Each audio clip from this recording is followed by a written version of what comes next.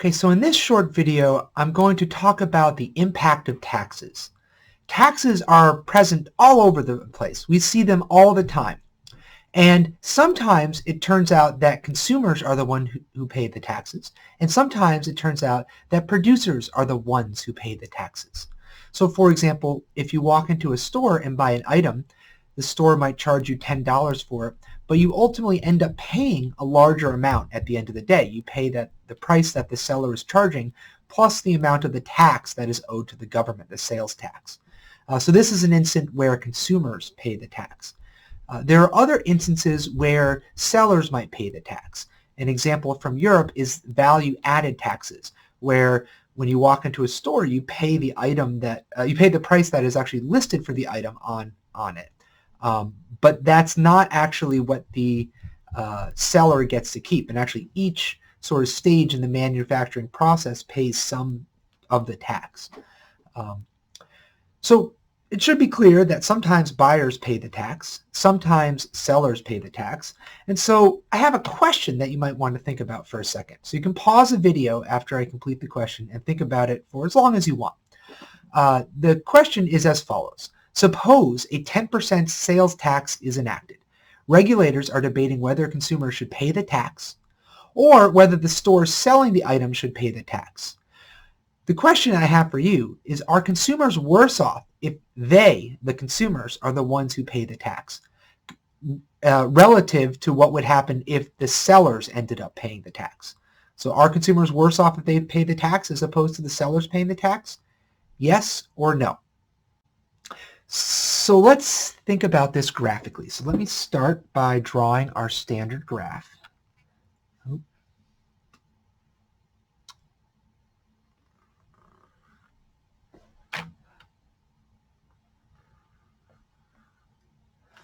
Okay, so we're going to have price on the vertical axis, quantity on the horizontal axis.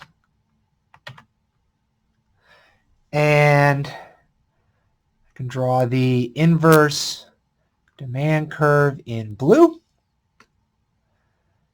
inverse supply curve in green. And we know that without the tax, the equilibrium price and quantity would just be given by the intersection. Okay, so now what happens when there's a tax? The tax creates a wedge between the price that buyers ultimately pay at the end of the day, considering any taxes that they pay directly, and the amount that sellers get to ultimately keep after they've paid any taxes. Okay. So let's say that the amount of the tax is given by the height of this shape here. That's equal to the amount of the tax. Okay. The equilibrium outcome with this tax is the point given by the point along the horizontal axis where the height difference between the inverse demand and inverse supply is exactly equal to the tax. And so let me talk about this for a second. Suppose that the seller, the marginal seller, we're setting this price here. This is the price that sellers set or keep at the end of the day. If consumers walk in, the amount that they pay is that price plus the amount of the tax. So the amount that buyers ultimately pay, considering any taxes, is given by this height here. Okay, now you can see here that the marginal seller and the marginal buyer are just indifferent between this transaction happening and not happening. The marginal buyer has a value for the item that's exactly equal to the amount that they pay after any taxes are accounted for. And the marginal seller has a willingness to accept that's equal to the amount that they get to keep after any taxes are accounted for. Okay, so it doesn't matter who pays the tax. The point is that the tax creates this wedge between the price that buyers ultimately pay at the end of the day, considering both the tax and the price that they pay the seller. Creates a wedge between that and the amount that sellers ultimately get to keep at the end of the day after paying any taxes. So it's the amount that the consumer gives them minus any taxes. That's the amount they get to keep at the end of the day. Okay. So I'm going to give you an example later that you can actually verify yourself that it doesn't matter who pays the tax, but that's the basic idea there. Now, one thing I want to point out while I have this graph here is that if you were to increase the amount of the tax, creating a larger wedge,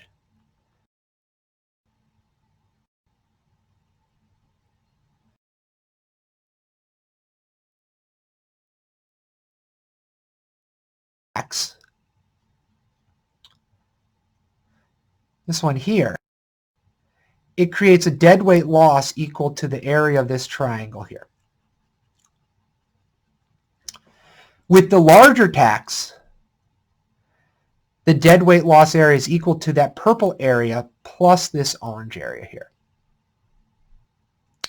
So the larger the tax, the larger the deadweight loss area. Again, the impact on buyers and sellers does not depend on who pays the tax, but it does depend on the amount of the tax. Okay. So let's consider a mathematical example now. So let's assume that demand is given by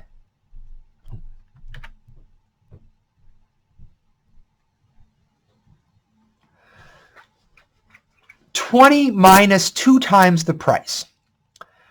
Now, demand is measured in the amount that consumers actually end up paying at the end of the day. So I'm going to say that demand is equal to 20 minus 2 times the price that buyers pay, including any taxes and the amount paid directly to the seller. And I'm going to represent that price with a P with a B subscript. Okay. For supply, I'm going to write that in terms of the amount that sellers ultimately get to keep at the end of the day, because that's what dictates how much they're willing to supply. So supply in this problem is given by 3 times the price that sellers ultimately get to keep at the end of the day, minus 20. Okay, so this is the setup of the problem. And now we're going to look at this problem both with the tax and without the tax. Without a tax, the solution strategy is the same as what we've used in previous videos. You set demand equal to supply. Without a tax, the price that buyers pay is the same as the price that sellers get to keep at the end of the day. And if you were to set demand equal to supply and solve, you would find that the equilibrium is given by a price equal to 8 and a quantity equal to 4. So again, this is without tax. Okay, and now let's look at what happens with a tax. Okay, so again, I'm going to start by setting demand equal to supply. So demand is equal to 20 minus 2 times the price that buyers pay at the end of the day. And that's going to be equal to supply, which is 3 times the price that sellers ultimately get to keep at the end of the day, minus 20. Okay. Now the issue here is that with the tax, the price that buyers ultimately pay is not the same as the price that sellers ultimately get to keep. And we can't really solve this problem right now when we're setting this side equal to this side. We have one equation and 2 unknowns, PB and PS, so we can't solve it. But if we know the amount of the tax, and for now I'll just call it an amount T, then we are able to actually solve this problem. And the key is that we're going to plug in for one of those 2 variables. So let's start by trying plugging in for PB. That is, we're going to assume that buyers pay the tax, and so the amount that they end up paying is equal to the amount that sellers get to keep plus the amount of the tax. So I can write that down here. So we have that the demand is equal to 20 minus 2 times the price that buyers ultimately pay, which is equal to the price that sellers get to keep at the end of the day plus the amount of the tax that buyers are paying. Okay. And we're going to set that equal to supply again. Nothing changes on the right-hand side. And so now we just have to go through and solve for the price that sellers ultimately get to keep at the end of the day. So we're going to get minus 2PS minus 2 times the tax T is equal to 3PS minus 20. We could add 2 times PS to both sides and add 20 to both sides, and that would give us that 40 minus 2 times the tax is equal to 5 times the price that sellers ultimately get to keep at the end of the day. If we divide through by 5, we would get that 8 minus 2/5 times the tax is equal to the price that sellers get to keep. And if we were to say plug in a tax of 50 cents, then we would get that this is equal to 7.8. Okay, so this is with a 50% tax. Now, we then say how much do buyers ultimately pay? What is PB equal to? So this is PS. If the tax is 50 cents, then the price that buyers pay at the end of the day is equal to 7.8 plus the tax, which is 8.3. Okay, so if we were to sort of draw this graph again, and we have that. So we have demand, we have supply, we have the tax, and we would have price that buyers pay is 8.3. The price that sellers get to keep at the end of the day is 7.8. You could plug 8.3 into the demand equation or 7.8 into the supply equation. Should get the same answer. You would get that the quantity with the tax is equal to 3.4.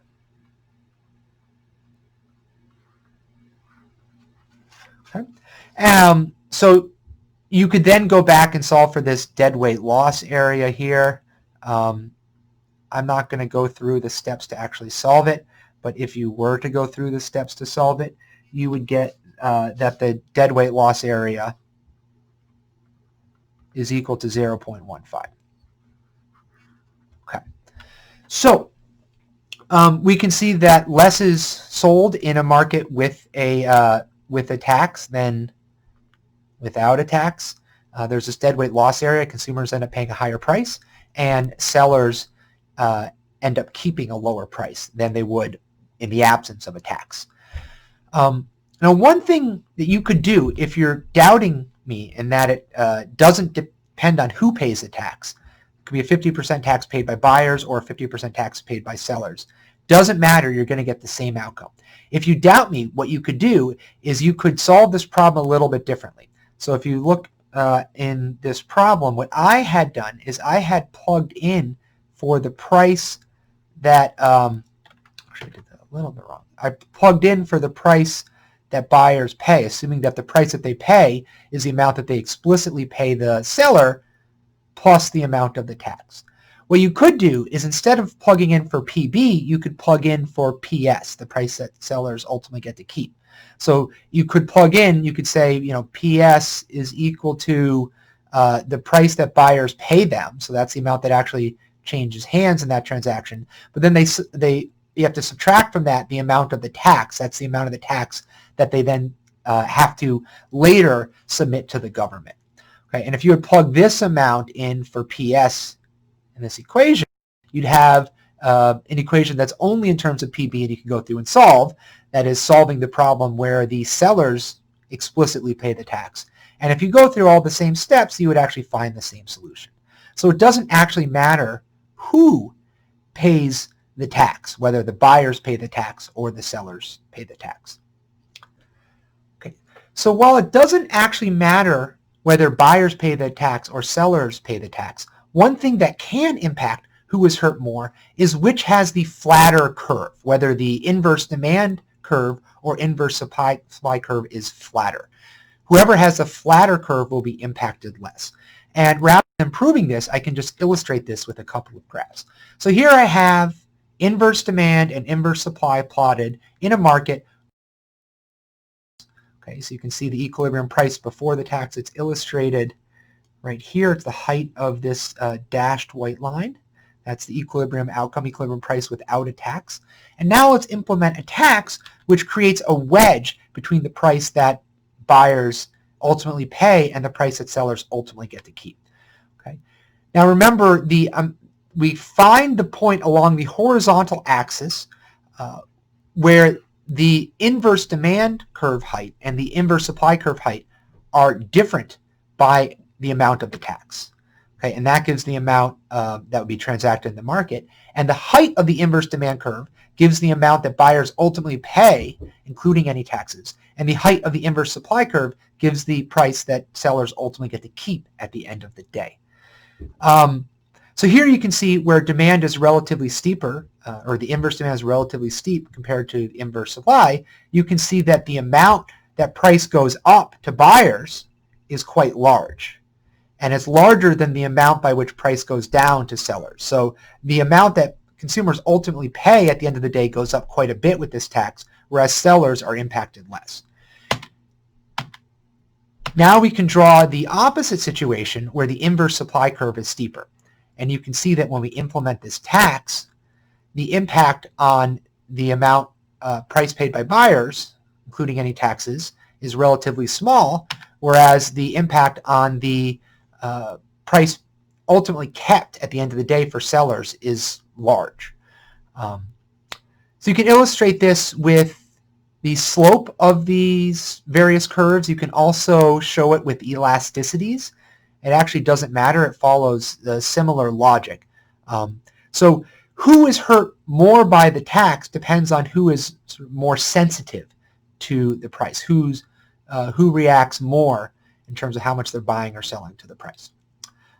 So it's not to say that buyers and sellers are equally impacted by the tax, but the key point is it does not matter which of those entities actually pay the tax, who explicitly pays the tax, who actually submits the payment to the government.